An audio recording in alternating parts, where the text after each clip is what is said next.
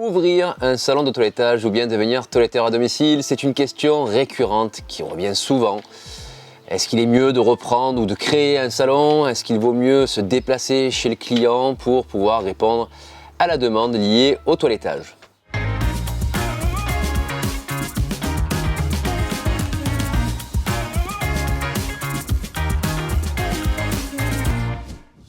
Je suis Adam, formateur chez Snapdog Academy et aujourd'hui je vais t'aider à répondre à une question que tu peux peut-être te poser, à savoir, est-ce qu'il est préférable de créer un salon de toilettage ou de reprendre un salon ou bien de proposer une activité de toiletteur à domicile? Ce sont clairement deux manières totalement distinctives de proposer le toilettage. Deux manières de fonctionner différemment, notamment en termes d'organisation.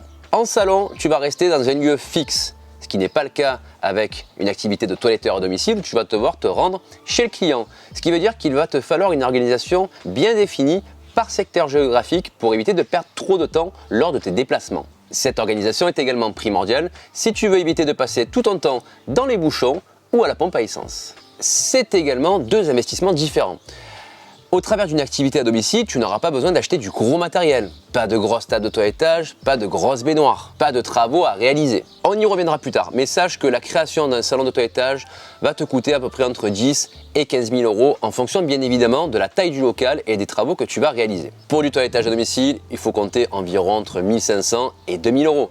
Alors là, tu vas me dire, waouh, mais la différence, elle est énorme. Alors pourquoi créer un salon de toilettage? Tu te doutes bien que c'est plus compliqué que ça quand même. L'investissement dans un salon ou dans un local est effectivement plus important, mais les revenus qui peuvent être générés par rapport à cette activité le sont également aussi. Bon, maintenant, j'espère que tu es correctement installé. Fais-toi couler un café ou un thé, on va démarrer. Essayons de dégager deux profils différents pour voir auxquels tu appartiens.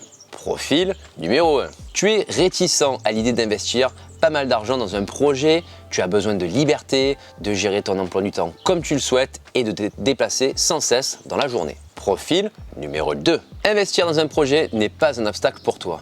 Tu n'as pas peur d'aller voir toutes les banques pour chercher un investissement pour mener à bien ton projet professionnel. Tu veux développer une activité qui aura pignon sur rue. Tu as envie de diversifier ton activité en vendant des accessoires et d'alimentation comme des croquettes. Et tu as suffisamment confiance en toi et en ton travail. La simple évocation des qualités requises et de tes envies te donne clairement le choix à réaliser. Profil numéro 1, eh bien tu es fait pour te lancer dans le toilettage à domicile. Tu feras peut-être cela un certain temps, le temps de prendre confiance en toi, de créer ta clientèle, de mettre de l'argent de côté. Ou alors, ce mode de fonctionnement te correspond à 200%, tu vas t'épanouir et tu vas rester dans le toilettage à domicile. Tu as envie de simplifier la vie de tes clients en te rendant chez eux, selon leurs horaires, et leur offrir une prestation de bien-être animal. Le profil 2 s'adresse clairement à des personnes qui ont envie de développer une structure physique. Plutôt que de te rendre chez les clients, ce sont les clients qui viendront à toi.